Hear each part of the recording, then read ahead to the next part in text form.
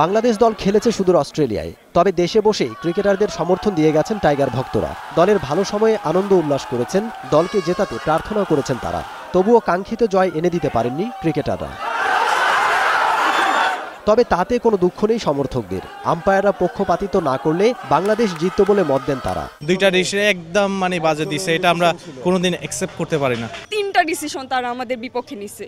এই ডিসিশন যদি ভালো হতো অবশ্যই আমাদের জয় হতো। বাংলাদেশ যা খেলেছে অনেক ভালো খেলেছে। আমরা দর্শক হিসেবে একটা বলতে চাই যে আমরা আসলে ইন্ডিয়ার কাছে হারিনি, আমরা আইসিসির কাছে হেরেছি। ম্যাচ শেষে আম্পায়ারদের কুশপুত্তলিকা দাহ করে তাদের বিরুদ্ধে তীব্র প্রতিবাদ জানান তারা।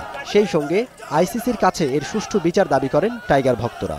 এটা পুরো গড়বড় করা হয়েছে। 4-5টা আউট যদি বিতর্কিত হয়, বাংলাদেশ আজকে আইসিসির বিরুদ্ধে খেলছে অ্যাজ ওয়েল অ্যাজ ইন্ডিয়ার বিরুদ্ধে খেলছে। লোটাস কামাল সাহেব আছেন, পাপন সাহেব আছেন, তারা অফিসিয়ালি কি করবেন এবং আমাদের জন্য কি করতে চান তারা। আমরা আজকে 16 কোটি বাংলাদেশে কাঁদতেছি কেন? আমরা খারাপ খেলছি, এই জন্য আমরা প্রতিবাদ জানাচ্ছি আম্পায়ারের বিরুদ্ধে।